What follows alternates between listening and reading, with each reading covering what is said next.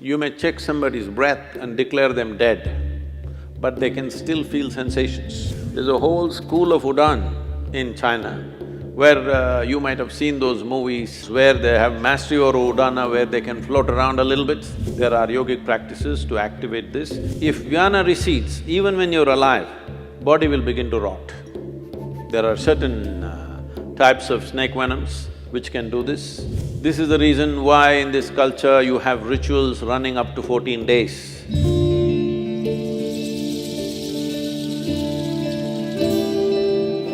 Sadhguru, you said about life, and that brings a big question what doctors have about life. Now they say we have 1 trillion cells in our body, and each of these cells is living by itself. And when you say a patient is no more, it's just that the brain dies after 2 or 3 minutes, but still a large part of his body is still alive. That has changed now. Doctors are saying the brain lives for over 10 hours. Today, the new… So he is dead, but the brain is living. His skin, his muscles, his bones live for many hours. So we have said he is dead, but a large part of his body is still alive. So, and these cells, even when after the patient is dead, you take these cells and… Those of you who are all shaving every day, even after you're dead, we still have to shave you, you know this. Yeah, the hair grows. That is why I'm ready, Now, you asked why if somebody is dead, still some of the cells are active. It has been recorded up to 10 hours, there is a lot of activity, and actually the brain goes into a certain level of activity and produces certain very surprising elements in 10 hours after somebody is medically dead. As I said, dead bodies are given a shave up to 10, 11 days. Why this is so? What we're calling as life physically is a mechanism on many different levels. There is hardware and there is software. You are core of hardware, bones. The software is equally important. Otherwise, how would a cell know that it's a human cell? That it is not a pig cell or a tree cell or something else? How does it know? Because there is an entire software, there is memory, evolutionary memory, genetic memory, karmic memory, there are varieties of memories imposed on every cell in the system so that it never gets confused. If you eat dog food for 3 days, you will not become a dog, isn't it? Because the memory is entrenched in this. So there is a whole software. The software package is actually bigger than the hardware, much bigger. And it is energized by what we are considering as a life force. In yoga, we call this prana. It manifests itself in 5 basic dimensions. There are other forms to it, which gets too complicated. 5 basic forms. These are called pranavayu, samanavayu, apanavayu, udanavayu and vyana. These have different functions. Prana is related to breath, respiratory action and thought process. If the pranavayu depletes, your respiratory action will go away. So immediately doctor checks and says, he's dead. They'll try to pump their chest. If it doesn't come back, he's dead. Respiration and your pulmonary action are very directly connected. Once respiration stops, that process will naturally come to an end.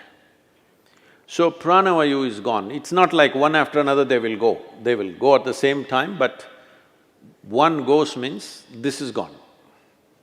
If samanavayu goes, this is in charge of generating heat in the system. So once samanavayu starts receding, the body starts getting cold and it also starts becoming stiff. Once apanavayu starts receding in a major way, then the sensory aspect of it, we must understand this. You may check somebody's breath and declare them dead, but they can still feel sensations. There have been any number of cases where people get terrified because a dead body moves a little bit. This has happened again and again, many times. That when he's been medically declared dead, there are twitchings in the body that happen in a very mild way because the sensory activity is still on. Still, life is not fully convinced that it's finished. It is still making an effort of its own. When Udhana Vayu goes away, then the buoyancy is gone. When I say buoyancy, see, you may weigh 70 or 80 or whatever number of… I'm sorry, maybe you weigh 50 or 55 kilograms, whatever is your weight, you don't… Let's say you're very happy and alive right now, you don't feel 50 kilograms on you, isn't it? Hello? Yes. It is there.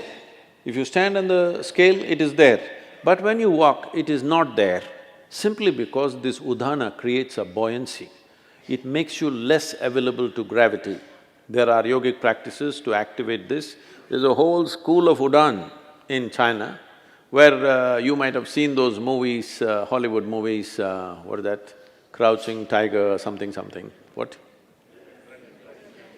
Yes.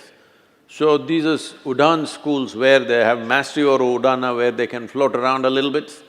Well, little exaggerated in the movies, but becomes lighter, more buoyant body. For a martial arts fighter, to be buoyant is important. There have been many cases where certain ballet dancers and martial arts experts have shown what is physically not possible they have done by leaping up to heights which all physicists believe is simply impossible. But they've gone beyond that level simply by creating more buoyancy. So Udhana is in charge of buoyancy. Once Udhana starts receding, suddenly body becomes heavy. Always it was the same weight. Weight does not increase, but you can feel the weight much more simply because Udhana is gone. This, doctors may know, maybe doctors don't do it, the people who work in the hospitals may know, carrying a live person and a dead person, there's a big difference. Simply because Udhana is gone, there's no buoyancy. The fourth dimension is called Vyana. This is preservative in nature. If Vyana recedes, even when you're alive, body will begin to rot. There are certain types of snake venoms which can do this. If they bite you, you will not die, but literally parts of the body will start falling apart simply because Vyana will recede and it will start falling apart. So, once Vyana recedes, the rotting process will begin. There are systems in yoga where we want all the seven to go reasonably together, within 1.5 hours we want it to go. In normal death, depending upon the age of a person, how vibrant a particular body is, it may take a long time. When I say long time, up to 14 hours it may take. Vyana may take up to 14 days to leave. This is the reason why in this culture you have rituals running up to 14 days, because they feel the Vyana may be still there, because when you bury a person, the Vyana may be still hovering there, so up to 14 days. That is the reason why within 1.5 hours, in this culture, that was the rule, if somebody dies within an hour and a half, you must cremate them. But then mistakes happened. When they were still alive, somebody put them on the funeral pyre, so they stretched it to 4 hours. Within 4 hours, you must cremate. But today, there are issues, all kinds of issues about it. So, people are waiting for 1 day, 2 days, daughter is in America, she has to come, she'll come after 3 days, and they will wait. But the idea is, for the one who is dead, we must understand this. You don't diagnose people as dead, you declare them dead, right? There's a difference. So when you declare them dead, for you they are dead. As far as that person is concerned, in a way, all that's happened is, he's disembodied. He's lost his body. All his life he lived thinking he's a body, never realizing the physical mass that we carry is an accumulation from this planet. He never realized that. When suddenly he slips out the body, he tends to hover around the body because he's lost his discriminatory intelligence. Once you leave the body, the discriminatory intellect is not there, so this tends to hover around that body. So in this culture we said, the moment we are sure that somebody is dead for sure, you must immediately cremate them, because it's good for that dead, so they know the game is up. And it's also good for the living. You will see, if somebody very dear to you is dead and their body is here, you keep on hallucinating, maybe they're just sleeping, maybe they will sit up, maybe some miracle will happen, maybe something else will happen, this will go on unnecessarily. You will see people are crying and big emotional drama is happening, but the moment you cremate them, you will see everybody become silent. Have you noticed this? Always. Because now everybody knows the game is up. It's for the living and for the dead. So about life leaving the system, it is so entrenched. It is not something, poop, it'll go away like this.